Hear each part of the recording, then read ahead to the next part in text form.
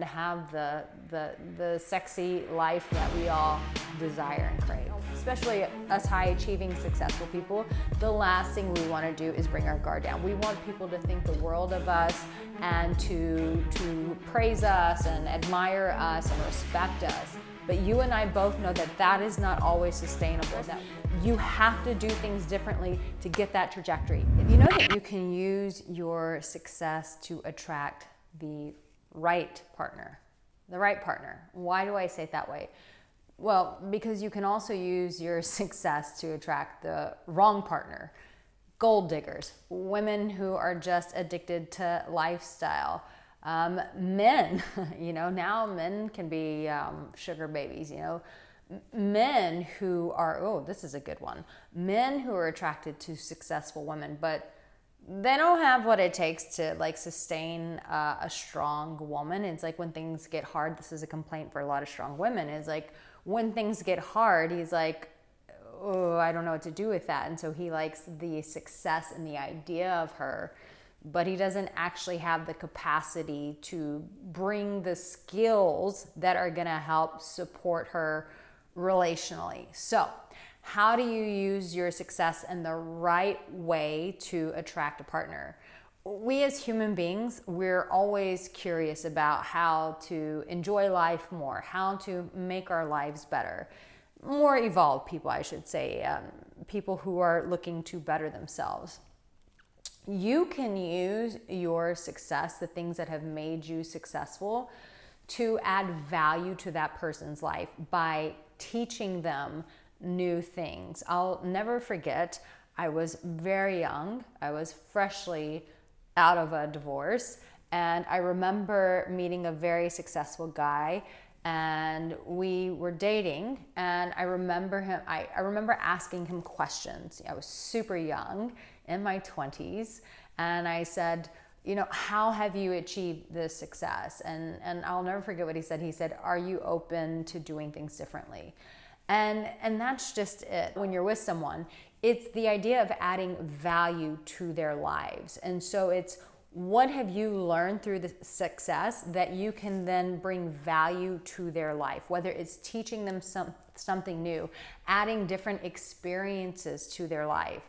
But here is the caveat. This is where just leading with success gets you in a lot of trouble, or it just gets you in a relationship with a partner who just wants you based on what you can do for them as opposed to being you. You cannot just lead with your success. You have to lead with success that comes with connection.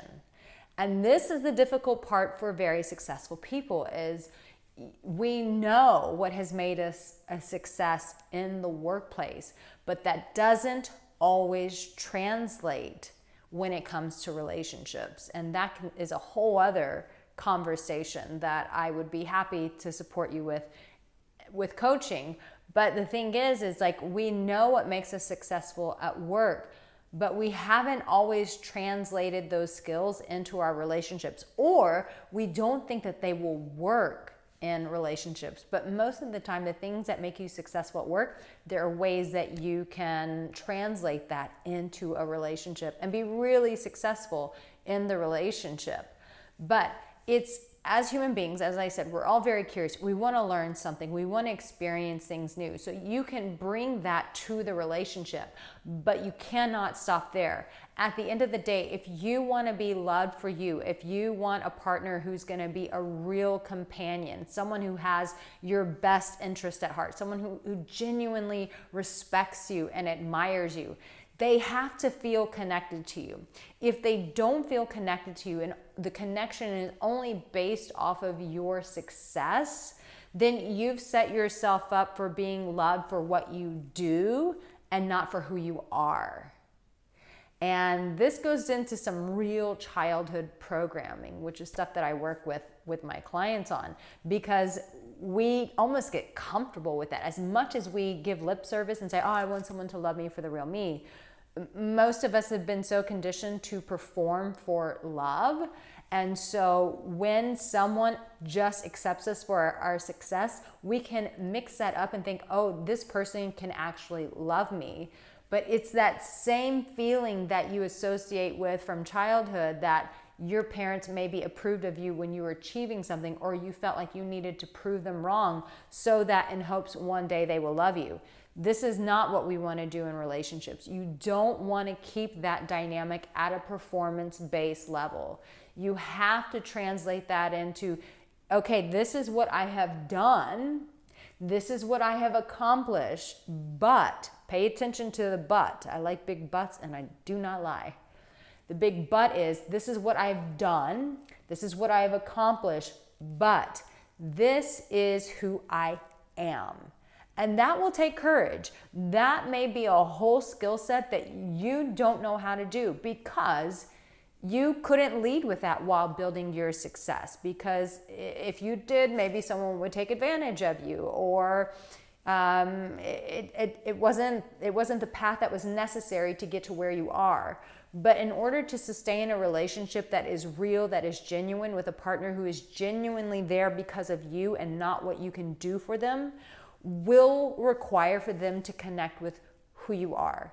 And being able to convey that, having the courage and the emotional fortitude to be able to be very uncomfortable, to do something that may seem very foreign to you, will be required if you want them to love you for you and not just what you've done.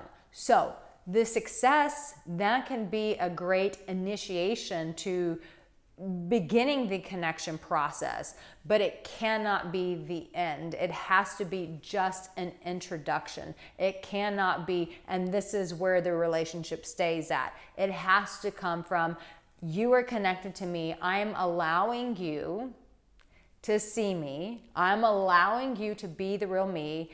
And it's going to require you bringing your guard down.